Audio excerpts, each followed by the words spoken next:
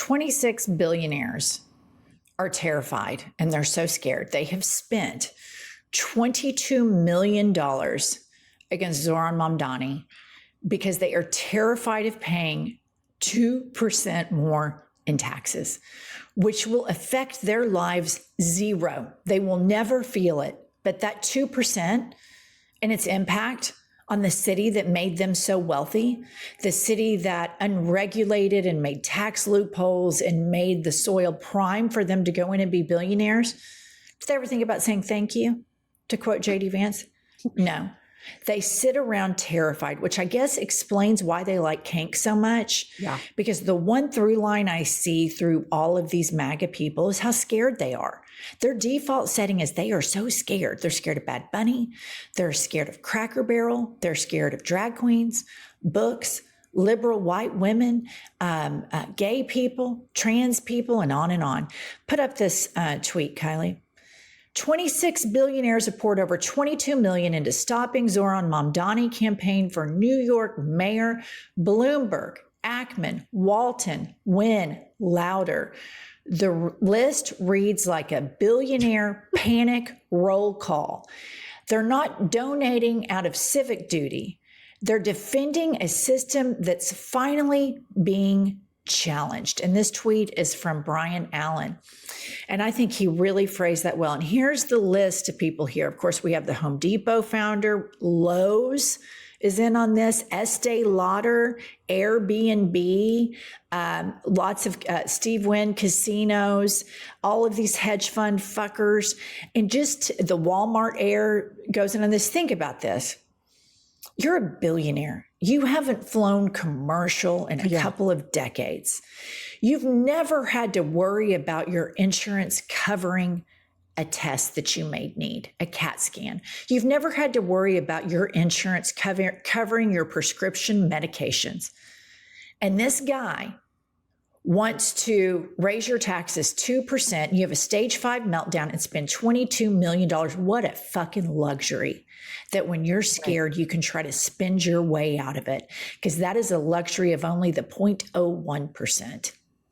Yeah, isn't it amazing that these people see how other people cannot live in the city? They cannot afford groceries, and they have gazillions of dollars, and there's not even a tiny part of them that says, you know, I should use my money for good. I could actually help people. Instead, they fight it tooth and nail. It's like a case study in their psychology. I'd be interested to see. Well, it's just overt entitlement, and they think their wealth gives them superpower energy. Right. And that I'm more important than other Americans. And because of my bank account, I work harder, which is bullshit. Go to any construction site and look at the people who work 12 hours doing manual labor. You're no better than they are. You don't work any harder than they do. But by God, you want to make their lives harder, and you want to make sure that they know that you think you're better, and you want the whole world to think you're better. But honestly, Pumps, I think a lot of this is just feeding the whole eat the rich that's feeding the Mamdani campaign, because the more they donated, the more popular he got. Mm-hmm. The more they did this, the more they look like assholes, and the more it made the premise of his case. And so it backfired spectacularly. And think about what they could have done with that $22 million to this city. But no, instead, they're on record being cowardice, pussies that are only interested in protecting their wealth and don't give a shit about their fellow man. But something interesting is happening, Pumps and listener. Joe Scarborough of MSNBC is bending the knee to Mamdani. Play the clip. Mamdani, there I did it right, and they've been Bernie Sanders. And what do they have in common? They have a populist message. And yes, people can say, oh, they're socialists, they're socialists, they're socialists. Yeah, they said that about Barack Obama, too. Yeah. And he kicked Republicans' ass twice. So it's that populist message that they're putting out there, that even there are times that even Steve Bannon goes, yeah, what AOC's saying there, I agree with. And a lot of people, like in the populist wing of the MAGA party, agree with a lot of that stuff too. Same thing with Lisa Kahn and what she was doing about breaking up monopolies. There is a lane for populist Democrats to run in and to win. Pumps, isn't that interesting? Yeah, I find it really interesting because he will say, I am a Republican. But here's the thing. If you listen to Zoran Mondami, AOC, Bernie Sanders, the populist message is we need to be fair. We need to have everybody on an equal playing field.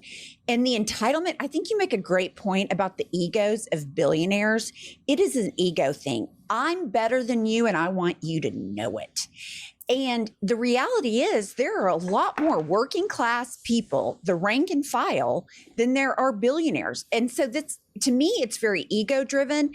But I think when you identify it, the reality is some people disagree with equality and that everybody should get a fair shot. But in my belief, that's what America was founded on, is everybody has an opportunity.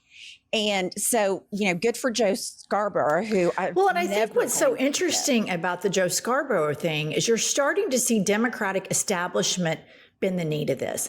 And Morning Joe is a Democratic establishment show. It's a corporate Dem show. Joe Scarborough used to be a Republican, hasn't voted that way in quite some time, and sees and is on the record of seeing the error of a lot of those policies. And to me, the fact that he's bending the knee to this and he's saying, look at the crowd they got. The dam is breaking here on this issue. When you see corporate establishment media shows do this, the dam is breaking. And again, I want to say this. I did an episode yesterday. What a missed opportunity for Jeffries and Schumer that they weren't at that rally, that they weren't on stage saying, we're the resistance. This is the new Democratic Party. Because let me tell you what was spotted at that rally.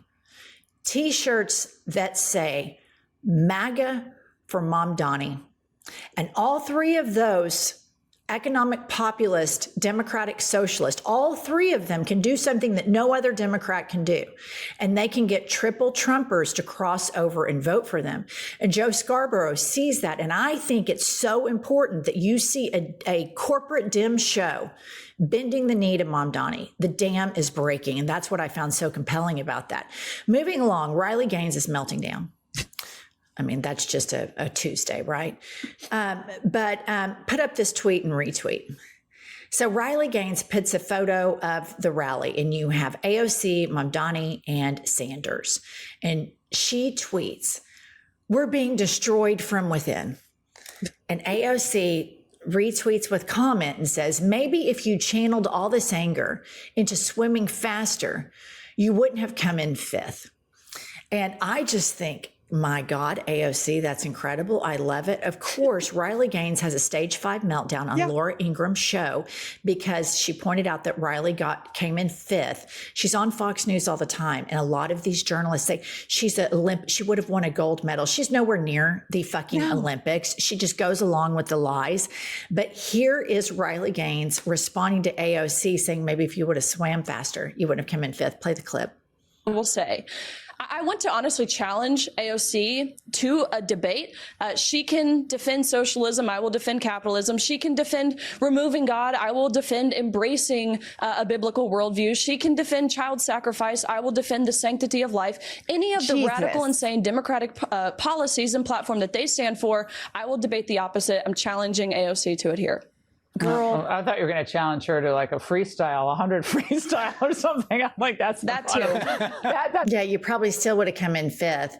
But I want to say, she just talked about biblical, her biblical worldview. She thinks that she clearly has the moral high ground on AOC. Let me tell you what the people that she votes with, the people she defends all day, every day, this big biblical worldview, Riley Gaines, who is just one of these bullshit Christian charlatan pieces of shit that uses their faith to weaponize against others. Because Riley Gaines, if you were a big Christian, what I'm about to show you would outrage you to the core of your being. Play the clip of greasy bribe-taking Tom Homan talking about having open season in New York for immigrants. Play the clip. Likely next mayor of New York City's promised not to cooperate with you or with ICE or deportations of any kind. Do you have a plan? Is there a plan to work around that? How are you going to handle it? Good luck on that, because we're going to be in New York City, and President Trump said it 2 weeks ago. We're going to double down, triple down on sanctuary cities. Why? Not because they're a blue city or a blue state, because we know that's where the problem is. We know they're releasing public safety threats and national security threats to the streets every day because they don't honor our detainers. We know that. We don't have that problem like in Florida, where every sheriff in the state's working with us. So where we're going to send our assets, we're going to send them where the problem is. Sanctuary cities. So I've said it before, we'll flood the zone of sanctuary cities. Okay, before we analyze what a jet stream of bullshit that is, I want to take a moment to thank our sponsor, SimpliSafe, for sponsoring this show. You guys, SimpliSafe is a real security that stops crime before it starts. Traditional security systems only react and take action once someone has already broken in.